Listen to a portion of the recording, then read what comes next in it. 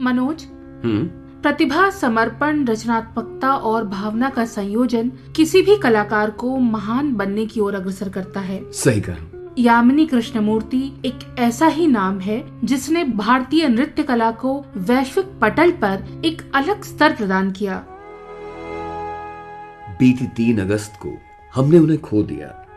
उन्हें याद करते हुए कला आलोचक और लेखक यतीन्द्र मिश्र। यामिनी कृष्णमूर्ति की कला भारतीय नृत्य परंपरा में एक ऐसा सम्मोहन था, एक ऐसा इनोवेशन और नवाचार था जिन्होंने अपने परंपरागत ज्ञान को गुरुओं से सीखते हुए उसमें बहुत तरह के इनोवेशन डाले।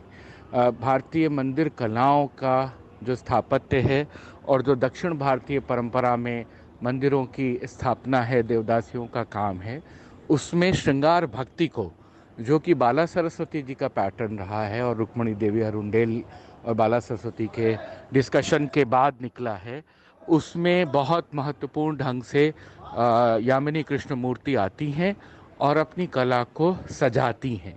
उनके नृत्य में चपल गतियाँ, भंगिमाएं, मुद्राएं और तमाम ऐसी चीज़ों का समावेश है।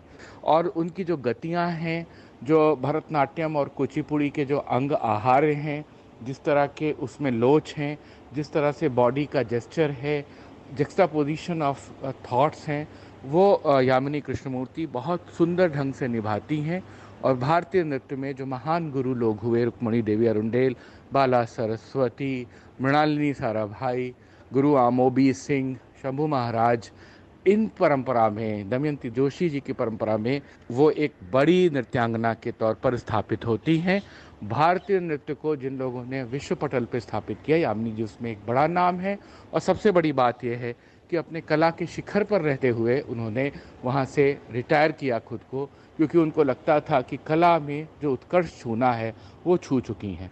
ये एक बहुत बड़ी चीज़ है, बहुत बड़ा फ्लाइट है और इस मामले में यामिनी जी का सम्मान किया जाना चाहिए।